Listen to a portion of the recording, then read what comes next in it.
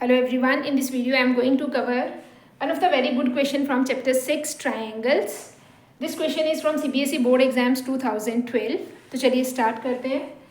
In a trapezium ABCD, AB is parallel to DC. DC is equal to twice of AB. EF is parallel to AB where E and F lies on BC and AD respectively such that BE is to EC is equal to 4:3. Diagonal DB intersects EF at G. Prove that 7 times EF is equal to 11 times AB. अब पहले तो इस question में हमें diagram given नहीं था. अब जब डायग्राम गिवन ना हो तो हमें हर एक इंस्ट्रक्शन को बहुत ध्यान से पढ़ना पड़ता है कि कोई भी चीज़ हमें गलत प्लेस कर दी तो हमारा सारा क्वेश्चन गलत हो जाएगा. सबसे पहले तो हमें एक ट्रेपेजियम बनाना है. ट्रेपेजियम कौन सा क्वाड्रिलेटरल होता है? इन विच one pair of opposite sides is parallel.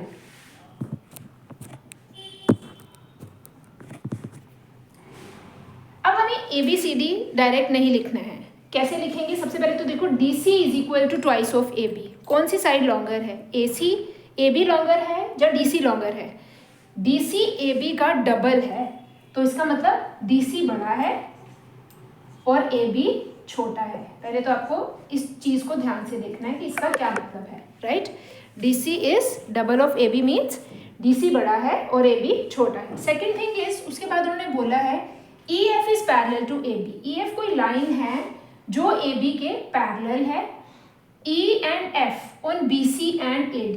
E कोई पॉइंट है BC के ऊपर और F कोई पॉइंट है AD के ऊपर. Such that BE is to EF 4:3. मतलब ये बराबर की रेशो में नहीं काट रहा है. 4:3. ऊपर ज़्यादा पार्ट्स हैं, नीचे कम है, तो 4E थोड़ा सा नीचे आएगा.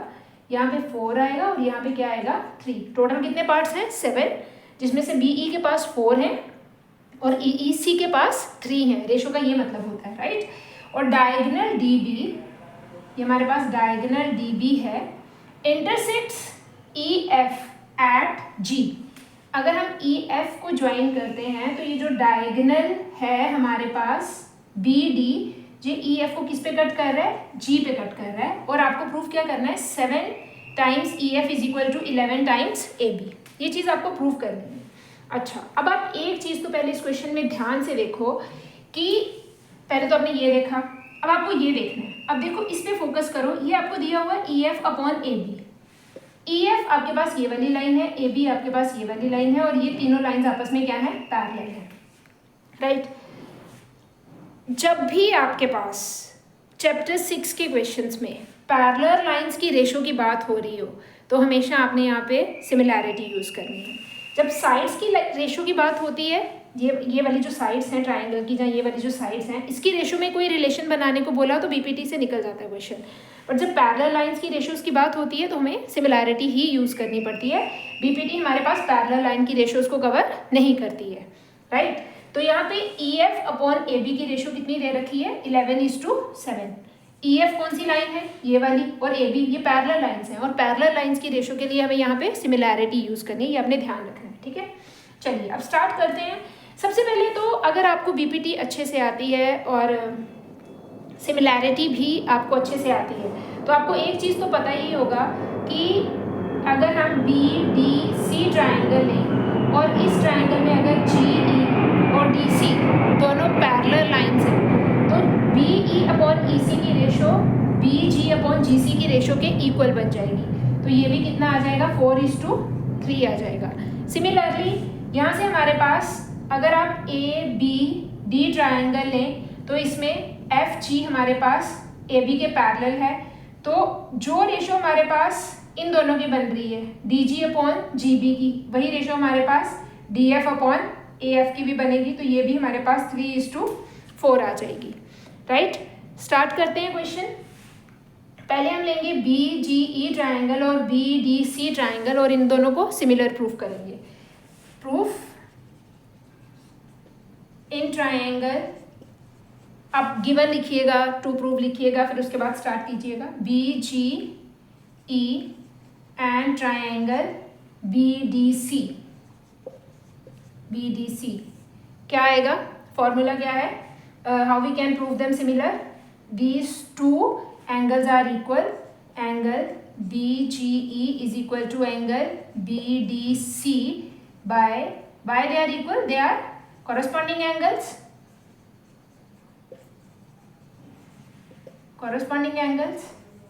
Similarly हमारे पास BEG is equal to angle this one BCD भी है, BCD and they are also corresponding angles same. Therefore triangle BGE is similar to triangle BDC by which criteria? By AA similarity. अगर ये दोनों triangle similar हो गई हैं तो अब हम इनकी क्या निकालेंगे? रेशो. तो हमारे पास रेशो क्या बनेगी? BG upon BD, first two upon first two, GE upon DC और BE अपॉन BC. अगर आप इन तीनों की रेशोज को देखो तो क्या यहाँ पे मैं BE अपॉन BC की रेशो को BE अपॉन BC, इसके पास 4 पार्ट्स हैं, इसके पास 3 पार्ट्स हैं, तो BC के पास टोटल कितने हो गए? 7. तो BE अपॉन BC की रेशो 4:7 लिखी जा सकती है ना. इसका मतलब इन तीनों की रेशो कितनी होगी आपके पास? 4:7 होगी. और ये हमारे पास फर्स्ट इक्वेशन बनेगी यहाँ से, राइट. अब यहाँ से हम GE की वैल्यू निकालेंगे. GE की वैल्यू क्यों निकालेंगे? क्योंकि हमें जो फाइनल रिजल्ट प्रूव करना है वो करना है EF is equal to 7 times EF is equal to AB. मतलब हमें EF और AB के बीच में रिलेशन बताना है. बट इस ट्राइंगल में हमारे पास रिलेशन बनेगा GE और DC में, राइट. अब जब GE और DC में रिलेशन बनेगा, यहाँ से हम GE की वैल्यू निकालेंगे और इधर से हम FG की वैल्यू निकालेंगे और फिर दोनों को प्लस कर देंगे तो हमारे पास ये वाला रिलेशन बन जाएगा. तो यहाँ से आप सबसे पहले तो GE की वैल्यू निकालो और क्या आएगी वो हमारे पास? We can say GE upon DC is equal to 4:7. तो यहाँ से हमारे पास GE आ जाएगा 4/7 DC. Hope it is clear. चलिए आगे करते हैं. जो हमें गिवन था वो मैंने यहाँ पे लिख दिया, DC is equal to twice of AB, और जो हमें प्रूफ करना था वो है 7 times EF is equal to 11 times AB. तो यहाँ से हमारे पास DG की वैल्यू आ रही है, GE की वैल्यू आ रही है, GE is equal to 4/7 DC. और हमारे पास DC कितना दिया हुआ है? AB. हमें इसको AB की टर्म्स में लिखने की ज़रूरत है क्योंकि हमें जो फाइनल आंसर एक्सप्रेस करना है वो AB की टर्म्स में ही करना है. तो हम इसको पहले लिखेंगे, put DC is equal to twice of AB. तो ये आ जाएगा हमारे पास GE is equal to 4/7 multiply by twice of AB. तो what is the value of GE in terms of AB? 4×2 = 8/7 AB. Consider it as equation. This is equation 2 we can say, right? इसको box में लिख लेते हैं ताकि हमें याद रहे. This is our first result, right? Which is required. अब हम इस साइड से ट्राइंगल लेंगे FDG और ADB और इनको सिमिलर प्रूव करते हैं. In triangle now, in triangle FDG and triangle ADB, how we can prove them similar? Angle FDG is equal to angle ADB. Why? They are common, right? Second is angle DFG, ये वाला angle और ये वाला angle, angle DAB, they are corresponding angles, right? They are corresponding angles. Therefore triangle FDG is similar to triangle ADB by AA similarity. अब हमारे पास ये बन गया. अब आप इसकी रेशो बनाएं, FD upon AD, DG upon DB, FG upon AB. Can you tell me इसकी रेशो हमारे पास कितनी आएगी? सोचो ज़रा. FG upon AB, DG upon DG कैसे आ गया भाई? DG अपॉन DB आएगा ना यहाँ पे. DG upon DB, FD upon AD, DG upon DB and FG upon AB, right. अब आपके पास यहाँ पे रेशो है FG और GB की, वो कितनी है? 3:4.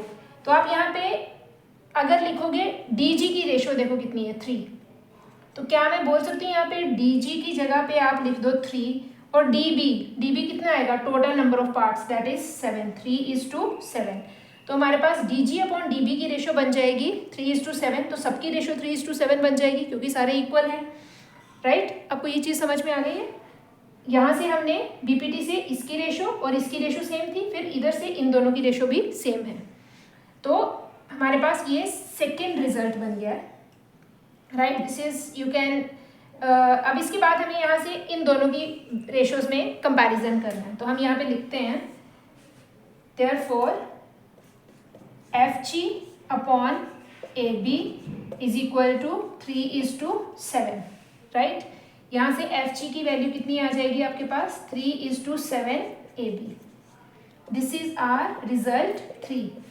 अब आप अपने सेकेंड और थर्ड रिजल्ट को ऐड करें। ऐड क्यों करना है, क्योंकि हमें चाहिए EF और यहाँ पे हमारे पास GE और FG दो पार्ट्स हैं EF के। Now add 2 and 3, what you will get, left hand side we have to add in left, FG plus GE is equal to 8/7 AB plus 3/7 AB। इन दोनों को प्लस करोगे तो आपके पास क्या बनेगा, डिनोमिनेटर सेम है, AB कॉमन आ जाएगा 7 AB और 8 + 3 11 AB। तो FG plus GE कितना बन जाएगा आपके पास, FG plus GE is equal to FE।